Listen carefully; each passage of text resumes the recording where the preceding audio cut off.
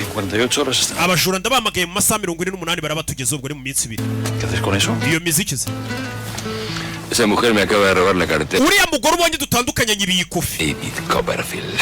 uriya mugore ni umuhatari. Me ha hablado. amaye alubumu ngo njye kuzumva uko yamerezaga alubumu niko yari ari kujya nkorakora mu mufuka gahoro gahoro, akora umufuka wa mbere buri kofa ajya mu wa kabiri, kofa yikuramo bimworoheye ndi kumwumva. uriya mugore anyibiye ikofi atankoze ku mubiri ararenze. ¿Y adentro? kumburiye muguru rwere kuvugana na Barini yari ari kumwiba ngo amwibiye ikofi. Iyo kofi yari irimo iki se? 600, ¿sabes? $2 n'utuyero nka 300 cyangwa 700 nta birenze. Uri kumva ariko abandi bajura. El robo con prestidigitaciones. uriya mugore afite ubugeni n'ubuhanga mu kwiba, uburyo anyibyemo biranejeje.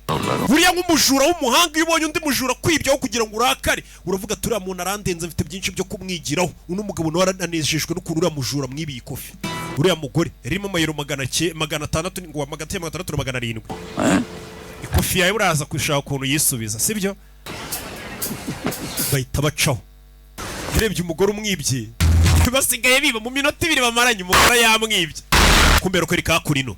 Al terminar el robo en París, Bruce nyuma y'ubujura twakoreye i Paris dore bamwita Bruce. tan estimulado como Bruce yahise akomeza gukunda Keira. babonye season ya mbere namutarabonye mujye kwireba. nyuma ya bwa bujura bwa season ya mbere Bruce yakomezanyije na Keira. 34 que había besado en su vida. Bruce yari indaya cyangwa se umuhehesi w'umugabo ku buryo Keira yari umugore wa 34 basomanye. Le apetecía hacer cosas con ella que nunca antes. ariko ngo uyu mukobwa yatumye Bruce atangira kumva mukunze. Bruce ari umuhehesi. La peluquería. yaratangiye kugerekeza umukobwa muri salon de coiffure akamutegereza amasaha kandi ubundi yaryamanaga n'umukobwa rimwe amujugunya. O sentarse en el cine sin saber. Bruce yatangiye kugerekeza umukobwa Keira kureba filime kandi ibyo bintu ntiyajyaga bikora n'imikino ngo y'abana. Un escaparate de Navidad. batangiye kujya bajya kureba n'impano za Noheri. Primera vez. umunsi yaje kumubwira ati twabanye. Bana abashura biro muri season ya mbere. Bebe yaramuyambiriye.